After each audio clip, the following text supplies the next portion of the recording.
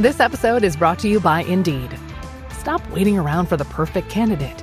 Instead, use Indeed sponsored jobs to find the right people with the right skills fast. It's a simple way to make sure your listing is the first candidates see. According to Indeed data, sponsored jobs have 4 times more applicants than non-sponsored jobs. So go build your dream team today with Indeed. Get a $75 sponsored job credit at Indeed.com/podcast. Terms and conditions apply. Hey, Justin. Hey, man. What's up?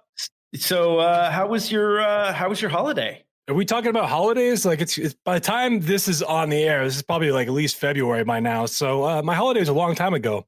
I barely remember it. Well, I got to tell you, man, I feel inspired. I feel so inspired. Opportunities happening everywhere, and I have to tell you that you know why I'm inspired? It's because you know those guys that say that they can take a laptop and work anywhere and make money from the beach. That's me. You know, that's me. That is you. That is you. Except I work from my home in where I've always lived my entire life, except for that part. That's true. That's true. But you're kind of by the beach, so close enough. True. But this guy is actually, he has laptop will travel with his family. That's what I want to like. That's the next thing I want to do, and that's who we have. I'm so excited. So, do you want to know who it is? Yeah, let's go. All right. Well, let's play some theme music first, and then I'll tell you, ladies and gentlemen, I'm Andro Sturgeon. And I am Justin Womack. We are the Marketing Geeks. Marketing Geeks. K-pop Demon Hunters, Haja Boy's breakfast meal and Huntrix meal have just dropped at McDonald's. They're calling this a battle for the fans. What do you say to that, Rumi? It's not a battle. So glad the Saja boys could take breakfast and give our meal the rest of the day. It is an honor to share. No, it's our honor. It is our larger honor. No, really. Stop. You can really feel the respect in this battle. Pick a meal to pick a side. Ba-da-ba-ba-ba. At participating McDonald's while supplies last. Tomorrow morning is knocking. Stock your fridge now. How about a creamy mocha frappuccino drink? Or a sweet vanilla? Smooth caramel, maybe? Or a white chocolate mocha? Whichever you choose, delicious coffee awaits. Find Starbucks Frappuccino drinks wherever you buy your groceries. All right. So our first guest, well, our guest for the show, George Clooney couldn't make it, is an author of a book called Screw the Zoo, which love that title, by the way. Love that title. Yeah, it wasn't what I expected. I actually expected something else, but this book actually, the content of this book really. Oh, it's a book. I think I looked at the wrong one too. Yeah, okay. that's not my arrest record. But this guy wrote this book, and he's also an SEO expert, and he lives a nomadic life with his family where he just like makes his money doing what he does, traveling around the world, doing it, man. Like, this is how it's done. Ladies and gentlemen, please welcome Sam McRoberts. Awesome. Thanks for having me, guys. Thanks for coming on the show, man. Really appreciate it. So I'm curious about this because the dream of every digital marketer is to do what you're doing. So why don't you tell us a little bit about yourself based on what I didn't cover there? Well, how did you get from where you started to this nomadic lifestyle that you're living now, like as an expat? Oh, goodness. It was a long, winding road. I've always been a bit restless. If I stay in one place too long, I get itchy.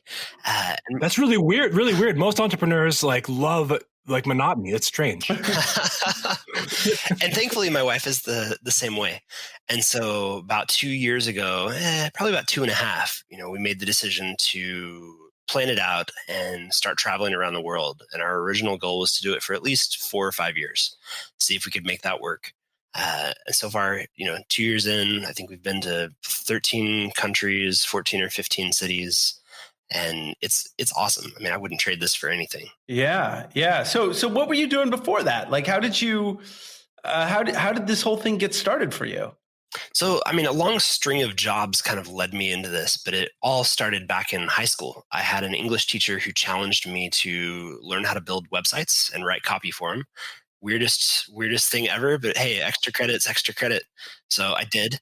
And at the same time, eBay was just getting started. And my mom, who always loved going to garage sales and finding cool stuff, started up an eBay business. So she'd find something interesting at a garage sale and turn around and flip it for more on eBay. So I'd help her, write listings and research products.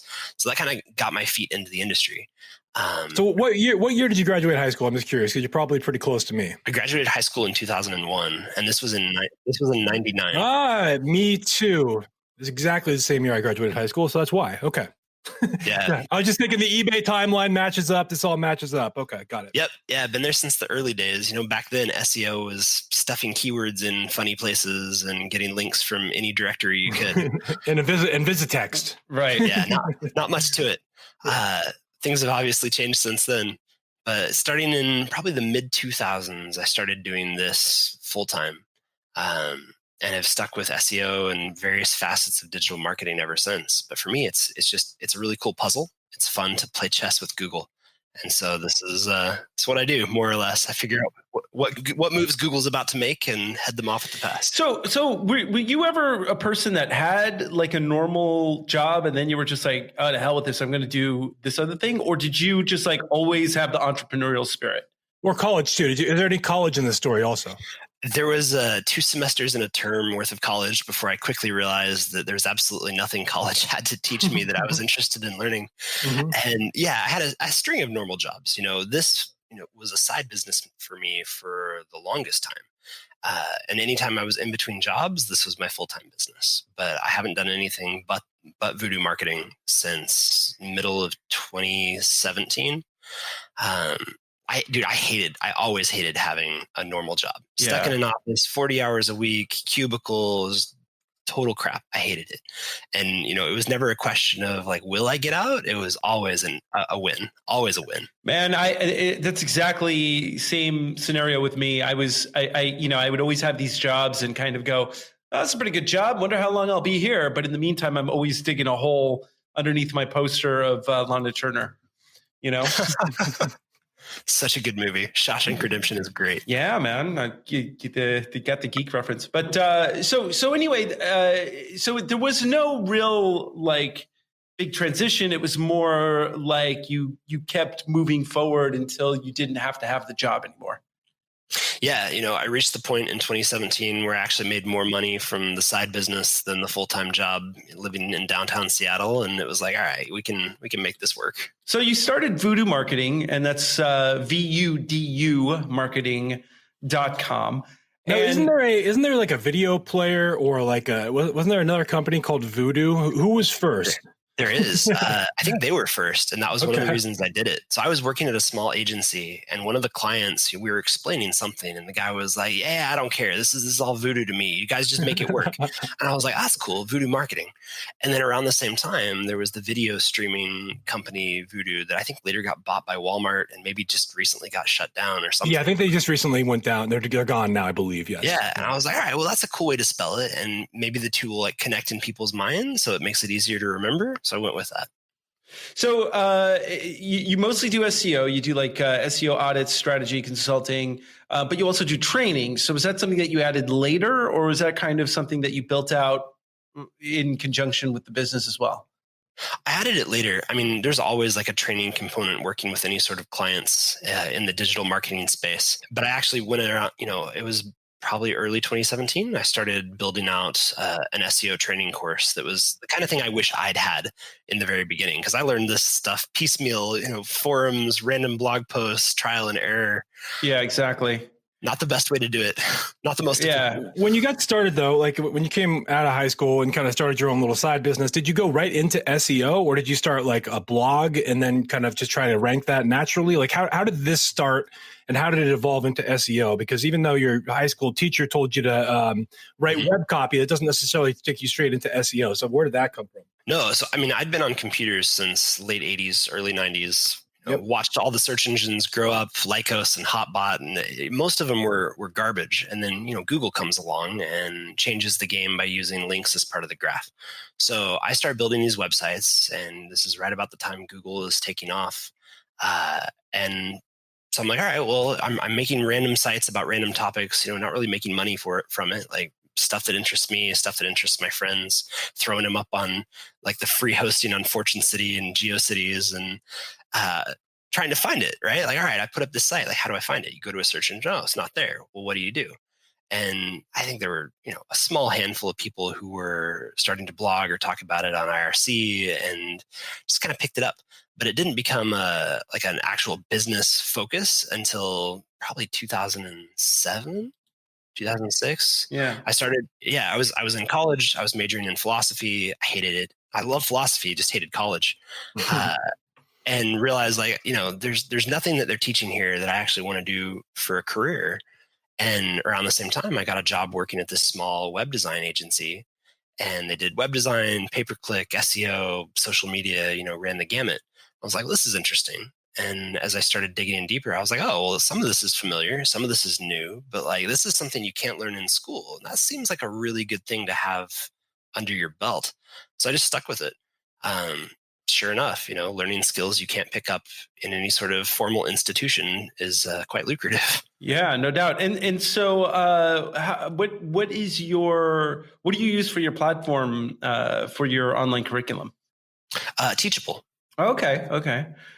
We've had a couple of our guests say that that was the way to go. One of them built this whole proprietary system for his learning curriculum, and he said at the end of the day, I should have just used Teachable. If I had to do it again, that's exactly what I would do. So, okay, and for those of you who don't know, Teachable is a way that you can do online curriculums fairly easy. It's a platform designed just for that. So what was the moment that you decided to take this next step, which was, what, I can do this from anywhere. I'm gonna just do it. And what was that conversation like with your wife? And your son was younger then. So how did that idea form, and why did you do that? All right, so this was actually kind of a long runway with multiple false starts. So in 2007, the 4-Hour Workweek comes out. Oh yeah, stands out on the shelf to me. I'm like, well, that sounds a lot better than 40. Pick it up, read it. I'm like, okay, I got to figure out how to do this. So I started leveraging what I read from that to get the agency I was working at the time to implement a remote work program. So I was one of the first 2 or 3 people to pilot this remote work thing. Nice. I immediately went from the 40 hours a week to working for maybe 5 to 10. And the way this agency was set up was every deliverable that went to clients had a fixed amount of hours attached to it for billing.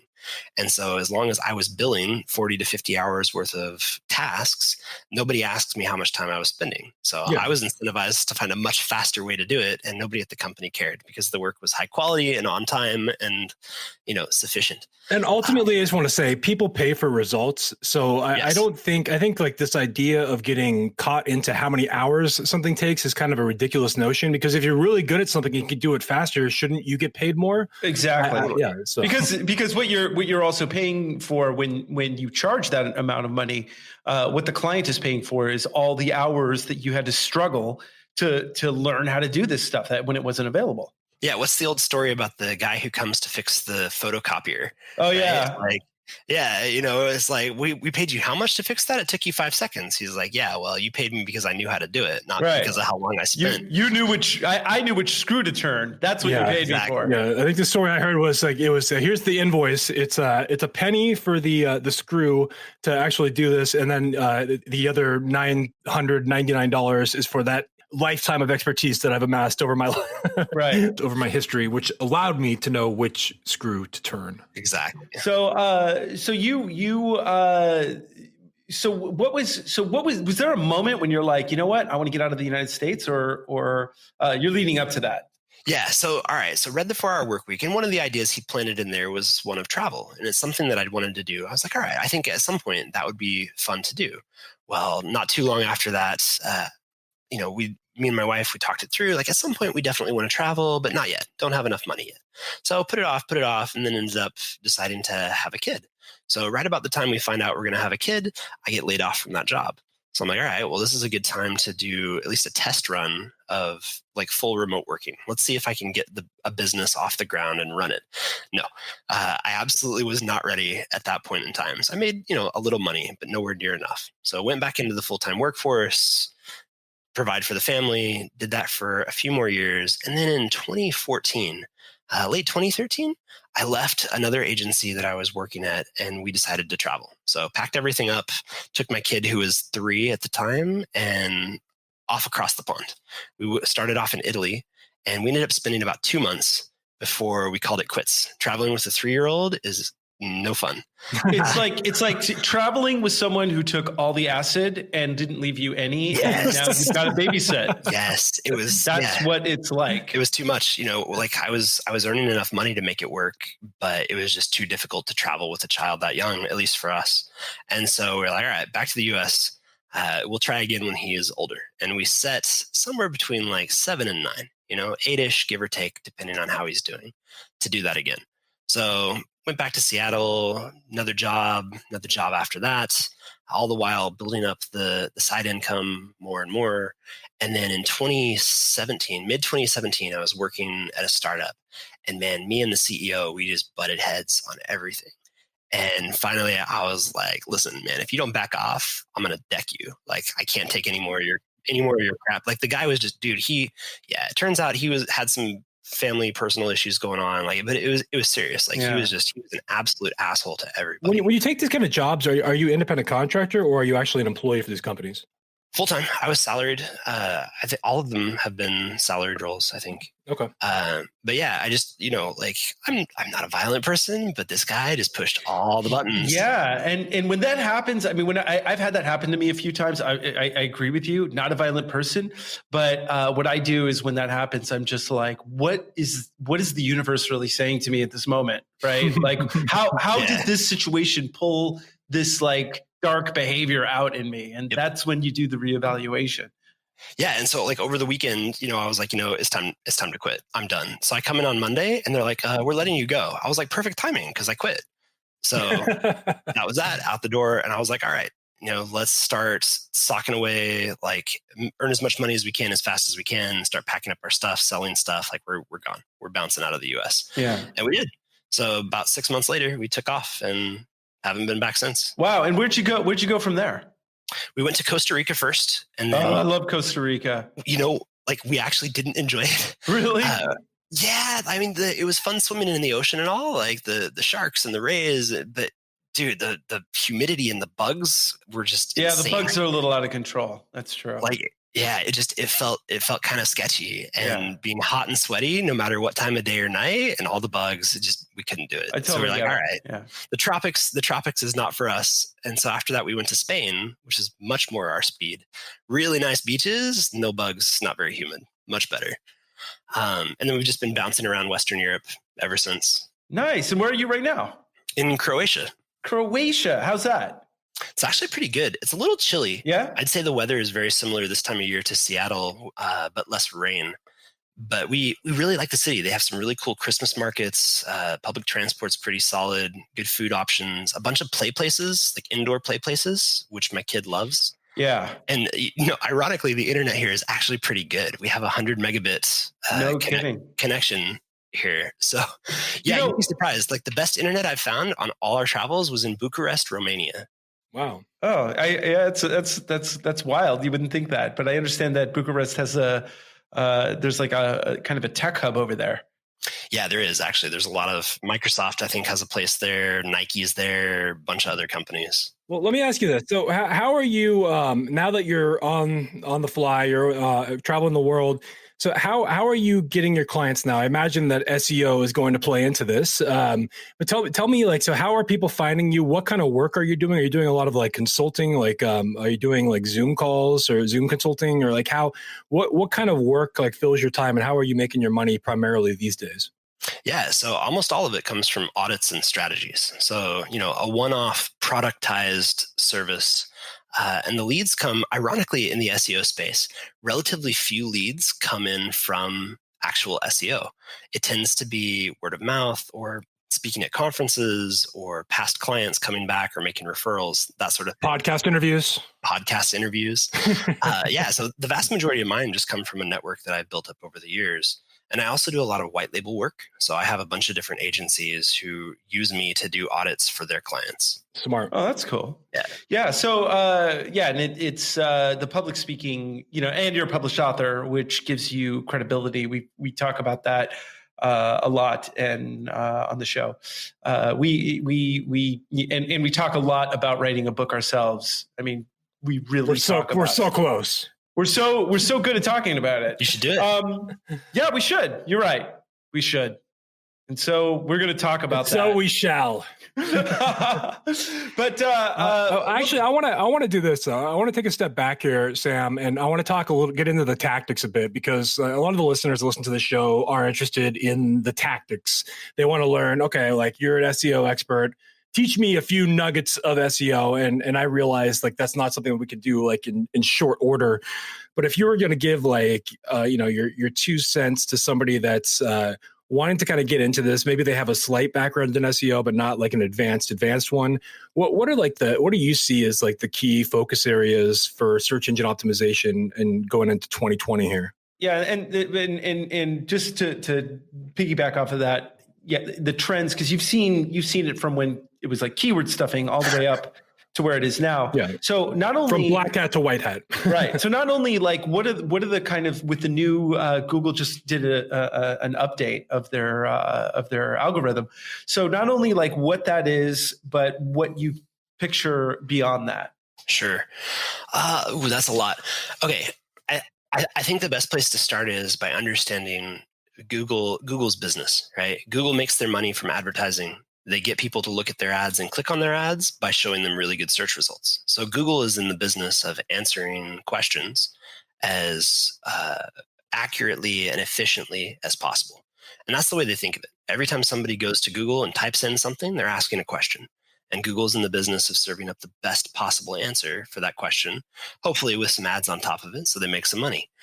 And so really, over the years, all Google has been doing has been optimizing their algorithm to better understand the two halves of the equation, to better parse and understand what somebody means when they search, because some of those searches can get really wonky, and to match that up effectively with the best possible answer of everything that they've combed on the web, which is, trillions of pages of information. And so Google has been working diligently to get better at matching up those two things. And a big part of that has been their investment in artificial intelligence, right? Natural language processing, image recognition, better understanding everything that they've crawled and scraped and mined, as well as what people are typing on a day-to-day basis. So most of the updates that Google has made over the last few years have actually centered around that. They've been, I'd say, largely one of three things: either getting rid of sites that are blatantly trying to manipulate them, better matching up searcher intent with answers, and prioritizing sites that provide a really good user experience that aren't frustrating in any way, shape, or form.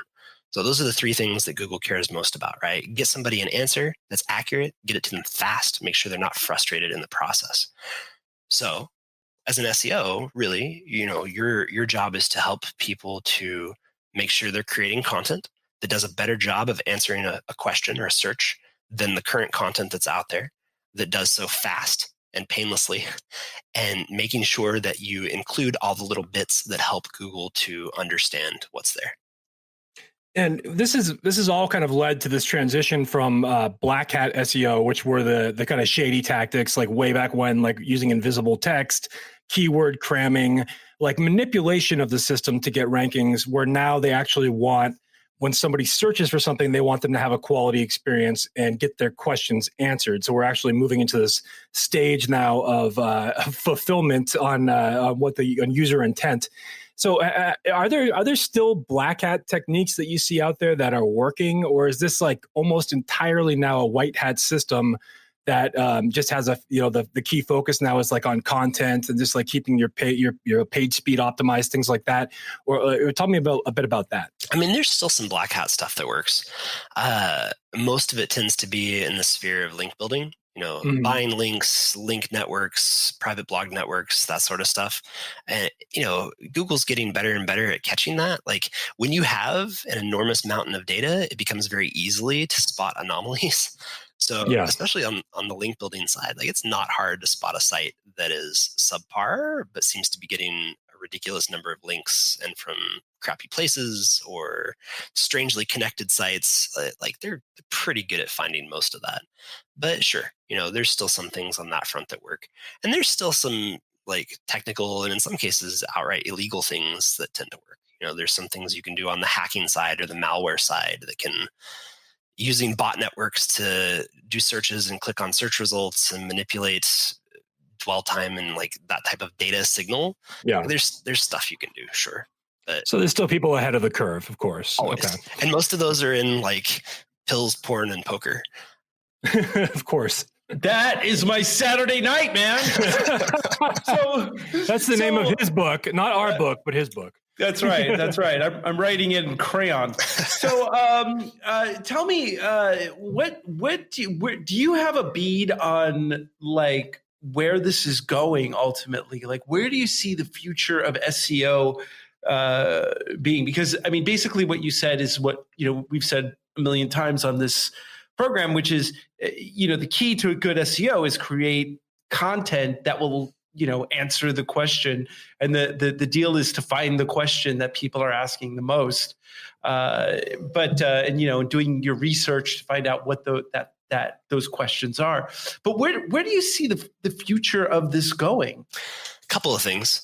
I mean, Google's showing a lot of what they perceive to be the future by how they're changing their search results. So seeing a lot of like knowledge panels and really short answers showing up directly in the search result.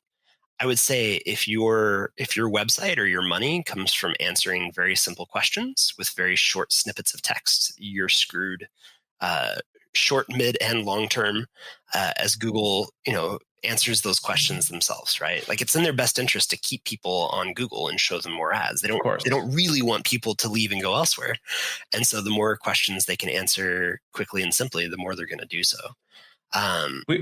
We had one SEO guy on our show who said, "Where do you hide a dead body?" Page 2 on Google. And it's true. I mean, the vast majority of organic clicks stay on that first page.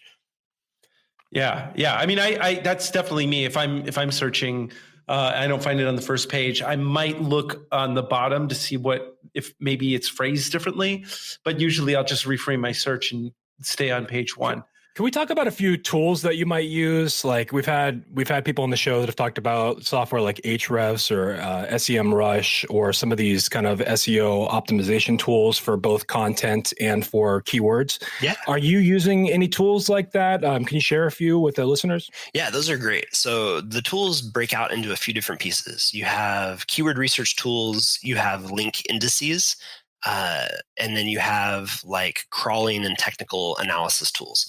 So in terms of links, Moz, Ahrefs, Majestic, and now SEMrush each have a huge database of links. They crawl the web a lot like Google does and pull down data on who links to who using what anchor text and when it appeared.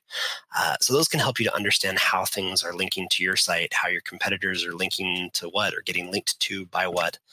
And then you can use like SEMrush or Answer the Public, or there's a ton of others for keyword research to understand exactly what keywords people are looking for and how frequently, roughly. And then you have like technical tools. So things like Screaming Frog or Sitebulb that can help you to pull down the sort of technical data from a site that Google would be looking at. Those are all tools. What does Sitebulb do? I haven't heard of that one. Sitebulb is a lot like Screaming Frog. So it's a crawling tool. It goes through the site, it crawls link to link, and it extracts all of the data from each page that it hits. You know, how long the crawl took and how many images are on the page and what the URL and anchor text and alt text and all the other tags and SEO bits in the code. It pulls it all into a database that you can then analyze and sift through to find problems. And do you see page speed as like a key factor these days? It seems to me that it's pretty important. Yeah, they just keep dialing up the crank there. And as you think about it, like more and more people are using the web through a mobile device. A lot of those people are in countries where the mobile speed is not great. And so in order to provide a non-frustrating experience, faster sites are better. And finally, people are starting to buy from mobile devices. For a while, it was like they would search on mobile, buy on desktop. Now it's pretty much all mobile, and soon it'll just get more and more and more and more. And so I mean, you have to design the site for a mobile first experience. No doubt about that. So, well, let me ask you this: as far as like your, let's say that two things. Number one, I have a client, and the SEO isn't that great, but I find like I see that other sites are linking to certain pages that are giving them higher ranking. How would you get your site listed on those sites? What do you do as a strategy? Well, I mean, the most common is to reach out to those sites and say, hey, we see you've covered this company here. We have a similar article or a better article. Would you link to us? In some cases, just asking is sufficient, but that tactic gets used a lot. And depending on the site, it could be oversaturated. Webmaster could be sick of getting requests like that. So usually it's better to use some honey. You could send a gift basket. Hey, we love your site. We think you do really great stuff. Thanks for doing what you do. People will feel a need to do reciprocity. So like, well, wait a second, like, who are you? And why are you sending me a basket? Oh, well, we're in this industry and we've seen you cover our industry before and we really love what you write. So thank you. And now it's all of a sudden like, well, maybe we should write something about him because that was really cool. And by the way, you owe me. Even though you don't owe me anything, you owe me. But like, leveraging that need, that reciprocity, that need to like balance the scales can work. Yeah, we've talked. We did a whole series on the influence tactics in the book Influence by Robert Cialdini. So we did a whole thing on the law of reciprocity a long time ago, but we did it. Yeah. And that was definitely, it's a great technique to help influence people. And what do you do if your site is on a low ranking site that might be dragging down your SEO? What do you mean? Like your site itself is not good, or the links, or the links? Yeah. So you're like your site shows up on a bunch of low quality links. Is that something that you just ignore and move on from, or is that something that you try and actually get those links removed? That's it depends. If it's a handful of crappy sites that just appeared one time, you can probably leave it. Google's really good at filtering out that sort of stuff. If those links are rolling in steadily over time using keywords that you're actually trying to rank for in the anchor text, that might look to Google like you're the one doing it. So those are some you might want to look into disavowing. But is that how you crush your enemies? You're like, you know what? I'm never going to rise above this company, but I'm going to take them down. Yes, actually. I mean, negative SEO is a thing, even though Google tries really hard to pretend that it's not. And that does seem to be one of the keys. If you do something that's likely to get somebody penalized and you do it consistently over time, the same way that they would do it if they were doing it for themselves, yes, to a degree. Wow, that's crazy. So SEO, Sun Tzu, the art of war, and SEO. Okay. That's also using the dark side of the force. So if you tend to be a light worker and you want to be in integrity, don't do that, folks. Be in integrity. That's a public service announcement. I've had people talk lately about this, but I've never really gone in depth conversation about like this whole attacking SEO thing and like purposely creating negative SEO for somebody else. So that's a fascinating topic. It works. I mean, I've tested it. It's a thing. Google's tried again to get better at it. So the last time they rolled an update to their Penguin algorithm, which deals with link related stuff, and this was years ago, they made a switch where instead of penalizing a page for the links pointing to it, they just ignore the links instead. And they do that for the most part, unless you're doing something very egregious. But that was why, because it was just too easy at that time to do exactly what I just said. And it can still work. It's less likely to, though, because of how they handle the links. But that's one of many, many ways to do that. Now, have you noticed any major changes with the advent of voice technology or like not the advent, but like the way it's taken off? Everybody's got a smart speaker in their homes now. I know for years we had Siri on our iPhones, and I know that there's a thing. I think it's called like natural language or what they call semantic speaking. Semantic speaking. So how has that impacted things, or is that mostly just getting picked up by AI? And can you talk to that at all? The second one, really. I mean, voice search hasn't taken off the way people have expected, which kind of makes sense. I think down the road, it may be a bigger deal, especially once things like augmented reality actually grab a foothold. Actually, like have devices that you can wear that don't look ridiculous. Yeah, exactly.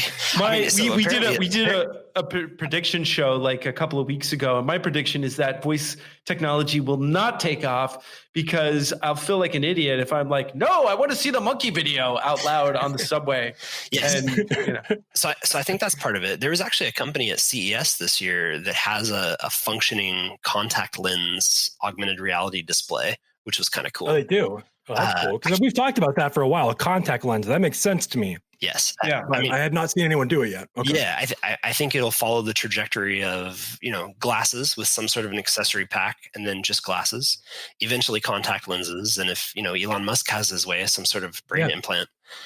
Definitely brain chips are the way to go. Neuralink, and get that thing implanted into my brain. I can't wait. I know he's going for version 1. I'm like, no, man, you got to wait for at least version 3 or 4. Come on now. Yeah. No, because as soon as I get hooked up to the machine, I'm going to be so smart that nobody will ever be able to catch me. And then I'm going to sabotage everything else and nobody can catch up. Right. And you know what? Unless it's running a program that makes you think you're smarter than everybody else, when in fact you're banging your head against the wall going, hey, Elon Musk, I got a chip in my brain. Monkey video. Yeah, that's probably more likely. Yeah.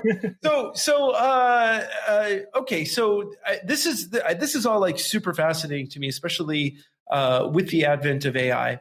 You mentioned that you think it will take off, but do you see a point where that there's going to be a recalibration of how the internet is done in general? Because, with Russia and China, basically it looks like they're creating their own networks that won't be connected to the rest of the world. What do you see the future internet looking like? It's probably going to get even more decentralized than it already is. Like originally the internet, the entire idea behind the internet was decentralization, and it's become more centralized along the way due to governments and ISPs. But I think it's likely that it will once again fragment. Maybe something to do with blockchain will help that to actually function.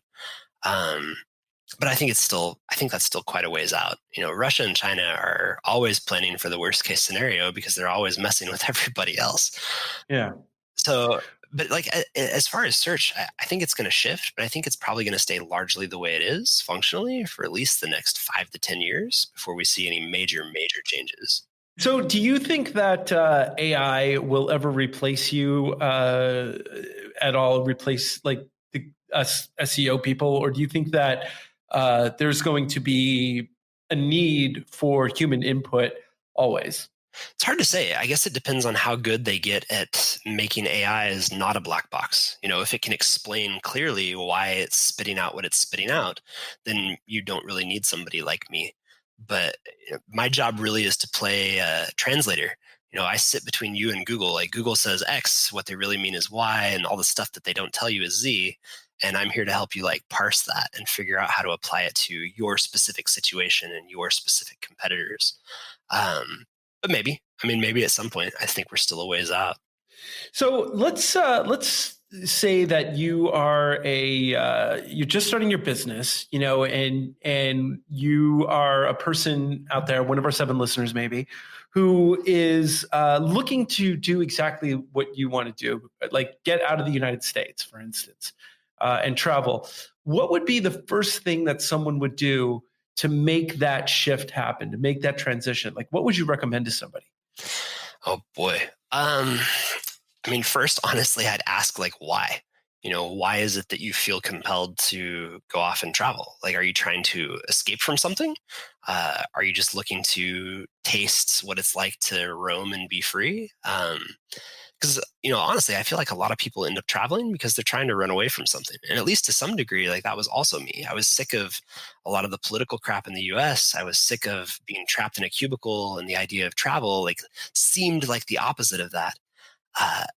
And I love it, but it's definitely not the life for everyone. There's a lot of trade-offs. Like you're untethering yourself from, your friends, your family, the things that you're comfortable with, possibly your language. And it's not always easy. Like sometimes the utilities aren't great, or the internet's not great, or there's problems with traveling, or problems where you're staying. So it's not a stress-free, problem-free way of life, but it is an interesting one. And for me, at least, a fun one. Yeah. So how would someone kind of like, what would be the first thing that someone would do as far as like the skills that they need? And then what would they need kind of on their laptop, skill-wise, and the tools in order to do what you do? So, I mean, you're going to need a skill set that can be done from a computer anywhere. So that kind of relegates you to selling products online, be they digital or physical, something in the digital marketing space, or something in the creative space, writing, graphic design, videography, things along those lines. So if something in there, tickles your fancy, that's probably a good route to go. As for the laptop and programs, I mean, it depends enormously on which of those things you do. But say you want to get into SEO, you would want to learn the basics of what that means, the places where you could get jobs doing that. You would probably want to start building some sort of a track record immediately. So build your own site, try and get it ranking, see if you have any friends or family who have websites that they need help with, and do that. So you can get some testimonials and some track record that you can point to for other clients. And then, once you feel like you have a decent grasp of the space and you have a little bit of a track record, start putting up listings on Upwork, or Craigslist, or watching for people who are trying to hire an SEO. Maybe they don't actually need to have somebody full-time. Maybe they'd take somebody as a contractor to start, and do that, and just rinse and repeat. Get experience with clients, get experience, build it up, get bigger clients, get better clients, and do that over time. I would not recommend packing up and traveling until you have at least some sort of consistent income coming in. It doesn't have to be a ton, but at least enough to float you. I wouldn't just like drop everything with no money and go and like hope you figure it out as you fall. And I would agree with that. And I think, there's got to be some level of practicality to it. And if you've read Tim Ferriss, The 4-Hour Work Week, I mean, I think that title gets people so excited, but if you actually read the book, it's a very tactical book, and there's a lot to it. It's a heavy book. And some people don't even want to read it because they get alienated by that title, but it's actually a great, great book. I loved it. I reread it every year. And I mean, I've chatted with Tim a bit off and on over the years, and it's like people misperceive what the book is about. Right. The book is about efficiency. It's about understanding all the things that you're doing that you don't need to, and all the other things you could be doing that are much higher leverage. And so, the title is very tongue in cheek. I think he said at his lowest point, he actually got down to just an hour or two a week. But the problem was that he was working like 80 to 120 hour weeks and doing all of this pointless, fruitless crap. And once he finally like stripped it all away and got himself out of the inner workings and put processes in place, lo and behold, you're no longer needed for this business you've built to function. And I think that's it. It's not that there's some magical amount of hours you should or shouldn't work, but you shouldn't be spending time that you don't need to. Absolutely. Now, one thing I want to address though is this book that you wrote. You wrote the book Screw the Zoo. This came out, it looks like 2015. Is that right? 2015? 2015. Okay, so this is like you had already done a false start with traveling the world, but maybe you were working with somebody else at the time, and you wrote this book. I take it. Yep. Like what? Yeah, tell me a little bit about the genesis of the book. I have not read it. It sounds fascinating because it actually gets into a little bit of philosophy. It looks like, which I love, and psychology. Tell me a little bit about the book and the process behind writing it, like why you wrote it, and just a little bit about what that looked like. So, I mean, from the time I was a little kid, I have always had this sense of feeling trapped and feeling compelled to poke at the nature of everything around me, reality. And so, I've always been searching, trying to understand like why things are the way they are, why things work the way they do.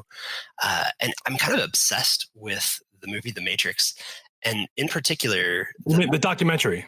The Matrix says in Keanu Reeves. Yeah. But like the Morpheus quote, right? Some rules can be bent, others can be broken. And so that kind of is what drove me to write Screw the Zoo. Along the way, I had found a lot of things that people take for granted. They assume they're rules, they assume they're required or prerequisite, and they're not. And there's a lot of other things that just there's a lot of things in general that keep you trapped. Some of them outside, some of them inside. And if you feel trapped and you're trying to escape, you need to understand what your cage and the bars and the locks look like so that you can get out. And so Screw the Zoo, it's not like your typical nonfiction book. Like it's not, I don't have one premise that I cover at the start and then rehash endlessly until the end of the book to meet page requirements.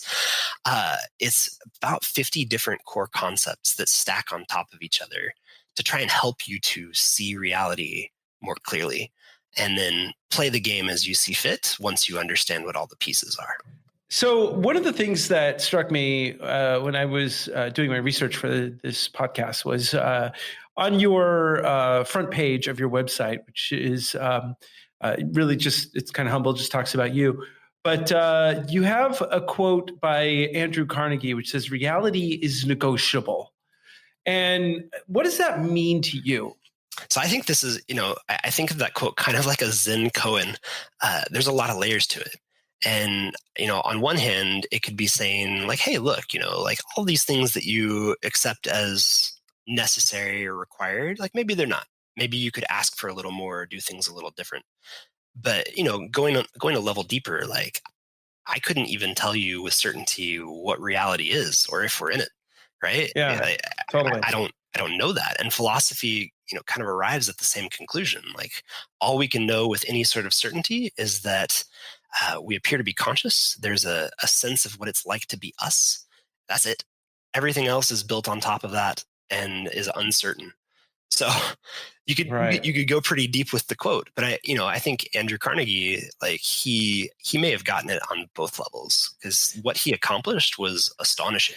Yeah, and I tend to buy into that reality is spongy, and especially now in this day and age where it's hard to tell what is real anymore, and that's not going to get any simpler. We're only going to move into a world where reality is completely up for grabs. But I think that also gives us as human beings a opportunity to create a reality of our own choosing. And I certainly live by this philosophy and feel that this version of reality that I am living in is like the ultimate form of where I can go. And from here, I can even make it better, right? And it sounds like you kind of subscribe to that as well. Yeah. So there's this concept. I think it was early last year, maybe late in 2018. Somebody tipped me off to a book called Spiritual Enlightenment: The Damnedest Thing by Jed McKenna. And in that, he has this concept of people are in essentially three buckets. They're sound asleep. They are aware within the dream, aware that they're dreaming, or they are awake, corresponding roughly to your average person, your sincere seeker, and your enlightened being. And so, I feel like I'm in the middle. I realize that I'm in a dream and I see that, and I can see that reality is not as it appears to be. And it kind of just gives you a very interesting frame. But one of the things that Jed says in there, he's like, look, enlightenment is a booby prize, right? This is not the thing you seek. It's something like you're compelled to do come hell or high water. He's like, it would be much more enjoyable for you to just enjoy the amusement park, right? Have fun in there, realize that you're in a dream and just enjoy it, have fun.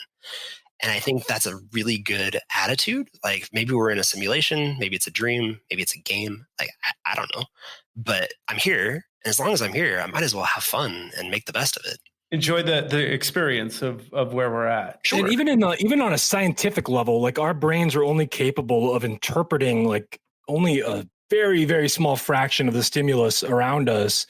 So it does seem that there's another layer that we just are not aware of in reality. And that's why I kind of buy into Elon Musk, who says it's more probable than not that we are in a simulation right now. So and it's funny, like when I first heard him say that quote, I was like, really? Like, how do you feel comfortable stating probability like that without like sufficient data? But since then, I've spent a lot of time digging into that world. And it's like, there kind of is some data and some of it's tenuous, some of it's also quite astonishing. Well, yeah, and especially because you consider that at some point humans will create if we survive this long, we'll create some sort of mechanism that will allow us to have a fully immersive experience. It's so real, we don't even know that it's a simulation. That's indistinguishable. That will happen. So if that will happen, who's to say? Why hasn't it already happened? It's happening right now. And it seems incredibly reasonable. And, there's a lot of little threads that kind of point to that. Like I just yesterday, so a couple days ago, I wrote a Twitter thread on a bunch of movies to watch to help you question the nature of reality. And in there, somebody tips me off to a recent movie called The Mandela Effect. I'm like, all right, I've never heard of this. So I buy the movie. I watch it twice yesterday because my mind is absolutely blown. The Mandela effect apparently is a whole series of things that people like en masse tend to misremember. We've talked about it on the show. Oh yeah. Like I remember when Chris Christopherson died. I remember it because I wanted to call my friend who was a big Chris Christopherson fan. But I remember reading it. And the next thing I know, A Star Is Born comes out and Barbra Streisand is like hanging out with him. I'm like, how is that possible? He is dead. Lance Hankerson, And I just want to say that we didn't. I have not seen the movie. I don't think Andros has seen the movie, but we've talked about this for over a year before the movie even came into existence. Like, awesome. This was a thing on the internet, so we've been really into this whole concept before the movie. I actually want to see the movie. But yeah, we'll keep talking. Tell us a little bit more about like the movie and what you discovered. Yeah. So, I can't believe I'd never come across this previously. Like I watched it. I was like, no way, no freaking way. The one that stood out to me the most was the Berenstain Bears. Right. Like, yeah. I remember with crystal clarity reading those books, like all of them as a kid, watching the cartoons, like going to the library and checking out the videotapes. Like I remember it, man. It was Berenstain, not Berenstain. Yeah. No, I'm 100%. We're around the same age because we graduated the same year in high school. I 100% remember the Berenstain Bears. Like that was it. Like it's that one blows my mind. And then the other one is the Monopoly man with the monocle. Yes. Like that one's so confusing to me. And the only explanation that I could give is like, I think of like Ace Ventura 2, where he like had the guy with the monocle and called him the Monopoly man. And maybe I'm conflating the two or something, but I really don't know how else to explain that. I read one. Yeah. I read an explanation where they're saying that perhaps you're conflating it with like the Mr. Peanut guy. Maybe I don't think so. Like, no, me neither. Like, so I ran a little poll on Twitter. I listed out a handful of these things yesterday, and almost across the board, people remember, a different version from what reality seems to show. So not proof by any stretch of the imagination. There are other possible explanations, but it's pretty weird. It's definitely fascinating. And this is like your glitch in the matrix, or what I like to say is if this isn't like a simulation, it's like we're seeing multiple realities. Like if there's a theory that, every time you have decisions, Everett's mini world hypothesis. Yeah, exactly. You're seeing all these different converging realities and what it would look like in a different alternate reality. Well, Justin and I always joke about the fact that we know that this has got to be a simulation of some sort because whoever's writing the script about American politics right now is, I'm not sure if it's genius or just like... Well, it's great for ratings, all right? This is the highest rated season of American politics in a while. But that's the point, because honestly, if I had read this in a book like 20 years ago, I'd been like, that's crazy. No one would ever do that. And then here we are. So I totally buy into this. And I think that reality is far more complex than our earthworm brains can understand.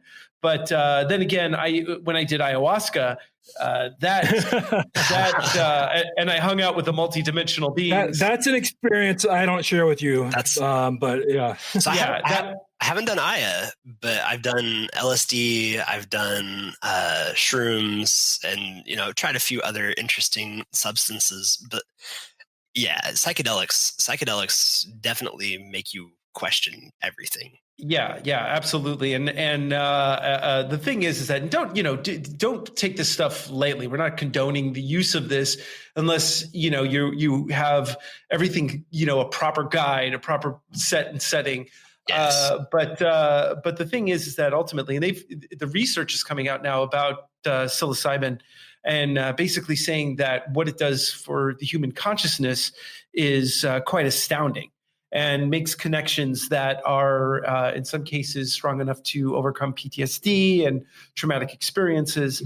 But that's a whole nother topic there. I mean, but there's a whole organization called MAPS. Yep. I don't remember what the acronym stands for, but they are looking at psychedelics as a way of treating mental disorders or abnormal psychology condition. Yeah, multidisciplinary association for psychedelic studies, I think. Yeah, sounds right. I've known some of those people. A great organization. But the thing is that when you do something like this, and really, again, you have to do it in the right. Like I didn't.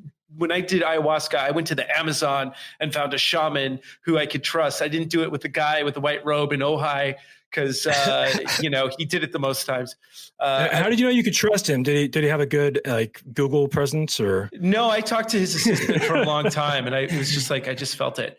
But the thing is that those particular experiences crack open your psyche to the point where you realize, like, wow, everything in life is just kind of a program. It's an algorithm, and depending on how much you hang your hat on that algorithm. Or buy into that algorithm, that could dictate your reality. Is there a free will? I mean, obviously, as a philosophy major, this question comes out. I mean, like, depends on what you mean by that. Like, by default, no. You're driven by subconscious impulses almost across the board. Like, can you take some measure of control? Yeah, but a lot of that control may still end up being an illusion. Hard to say. Yeah.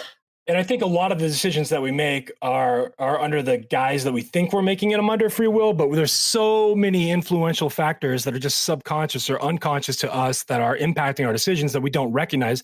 Not to say you can't rise above them if you are to take a step back and get into that kind of state of enlightenment, but many of us never get there, and we're making decisions that we think we're making, but we're really just following orders almost. I don't know how else to put it. Yeah. Well, yeah. I mean, I think Scott Adams calls it like the moist robot hypothesis.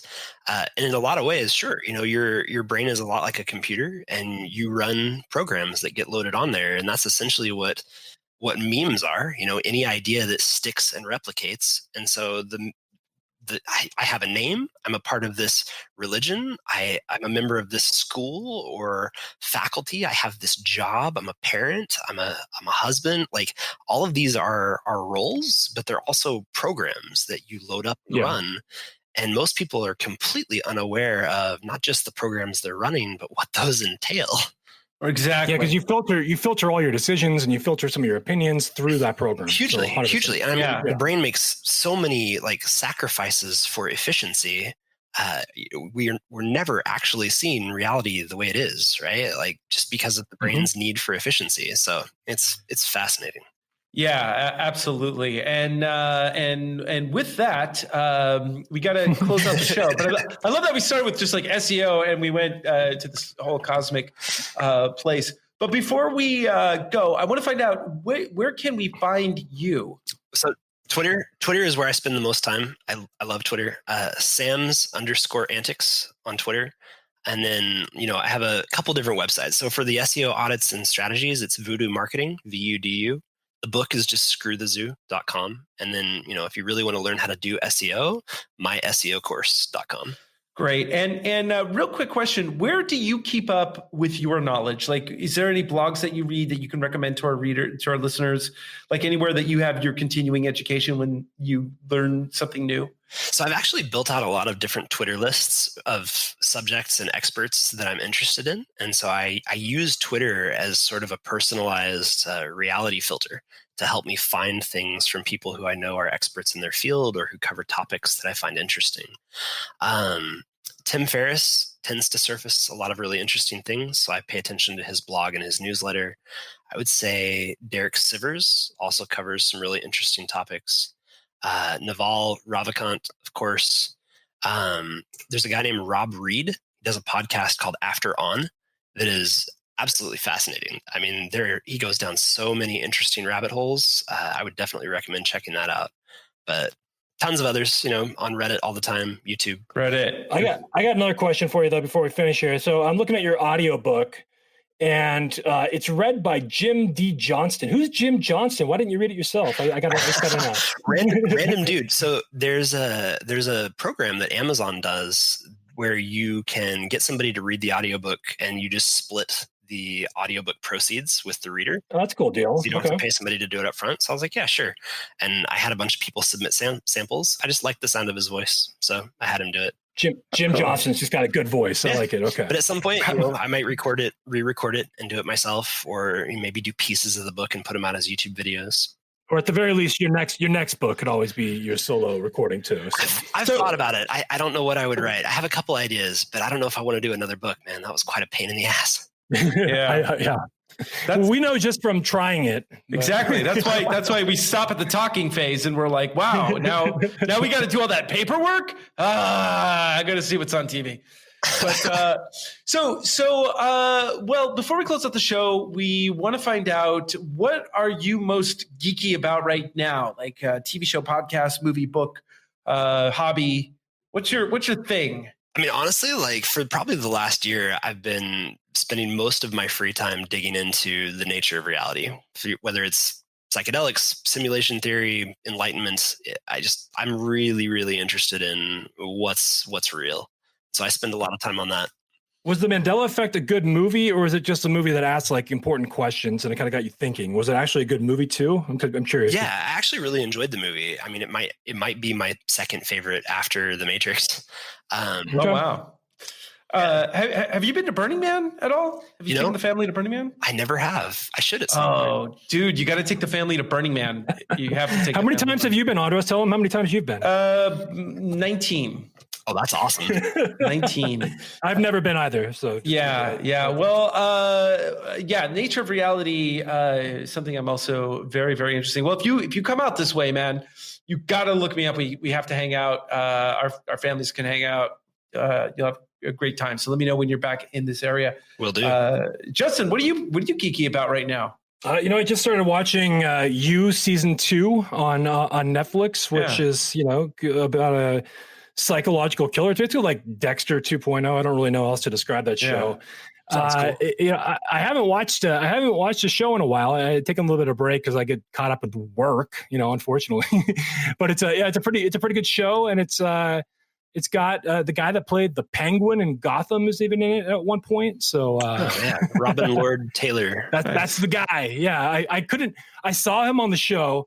And like the mannerisms, like, oh my God, I know that guy, but I couldn't recognize him. He has like bleach blonde hair in the show. And then I'm like, when I finally clicked, I'm like, the Penguin. He's actually he's in the Mandela Effect as well. Oh, no way. Oh, interesting. Yeah. Wow. This is a simulated reality. Brand, this is just so synchronicities everywhere. I've been watching You. It's pretty good. Nice show to watch as a couple. If you have a partner, it's a good show to get into. I just watched, I got two things. I've been reading the Dark Tower series over the past few months, and I just finished the book 5, The Wolves of the Kala.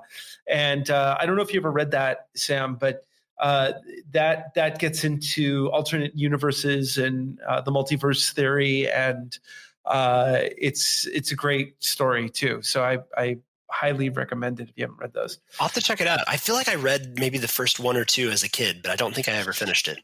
Yeah, the first one wasn't that great. In fact, I tried the first one and I was like, but then the second one, third one, it starts to get really good. Well worth my time. And then finally, I saw 1917 on IMAX. And that movie is a technical achievement. It's so good. I highly recommend it. Cool. Yeah. And that's done like it's like a single shot, or it's the illusion of like a single shot the entire movie. That's what I was reading. Is that right? Yeah, it's this immersive experience. It's Sam Mendes, who did American Beauty, and Roger Deakins, who's like one of the best cinematographers alive today. So it's a technical achievement. It's a great film. It's probably going to win Best Picture. I recommend it very highly. So there you go. That's my cool. point. I'll check it out. Yeah, man. So does everyone feel complete on this episode? Anything else you want to add? I could keep going for ages, but this is great. Well, we want to have you back on, man. And like I said, get back to the Netherlands. We'll do a live remote. I would love it. Cool. So with that, ladies and gentlemen, Another fine episode of the Marketing Geeks. That's right. That was a good one. Learning all about alternate realities, Mandela effect, glitches in the matrix, questioning reality. Gotta love this stuff. What I want to know is if there is a multiverse, are the SEO techniques different in the multiverse? Great question. I've said this many times because some people know this, but not everybody. I had a very close near-death experience, and I think if there is a multiverse, this is probably like the one. Maybe there's 2 dimensions where I survived. So this is the one where I get to be in it, though. So it's kind of nice. Except President 45 happened. That's the trade-off. Well, that was a result of my survival. Trade-off. Yeah. Direct result. Stepped into the alternate universe. But hey, man, whatever works. Maybe you actually did die, and this is just like your flash, like your life flashing before your eyes. It's very, very possible. I'm not saying that's not the case. Well, with that, everybody, thank you so much for please tell people about us, leave a review, connect with Justin and I on LinkedIn, connect with Sam, and with that, we are Marketing Geeks out. Stay classy.